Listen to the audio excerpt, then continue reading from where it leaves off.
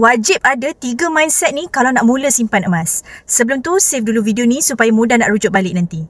Yang pertamanya, beli emas sebagai simpanan. Bila kita menyimpan emas ni, sebenarnya dah selamatkan duit daripada terbelanja benda yang tak patut, benda yang bukan-bukan. Jadi daripada situ, kita dah dapat pupuk dalam diri tabiat menyimpan. And kita also akan slowly dapat menilai yang mana kemahuan dan juga yang kehendak. Yang kedua, beli emas untuk kegunaan jangka panjang atau kecemasan. Anggap simpanan ni adalah satu bentuk simpanan yang langsung tak boleh usik. Hanya gunakan kalau berlaku emergency atau capai matlamat dalam jangka panjang sahaja. Bukannya beli hari ni nak guna esok, lusa, bulan depan. In fact, dalam tempoh setahun pun sangat-sangat tak digalakkan. Yang ketiga, beli emas ketika ada duit dan juga kemampuan. Ketika ramai orang beli emas, kita pun sibuk nak beli emas. Betul tak? Kadang-kadang beli emas ni pun kena cerdik juga kawan-kawan. Bukan beli masa murah je, beli sekilo walaupun rasa tak mampu. Jangan macam tu.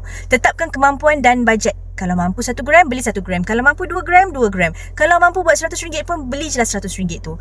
Itu pun dah cukup sangat memadai. Jangan risau, yang penting simpan, bukan kita pinjam duit orang. Bagi yang nak mulakan simpanan emas, boleh klik link di profil saya, daftar secara percuma.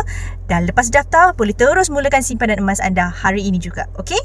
I'll see you in my next video. Bye!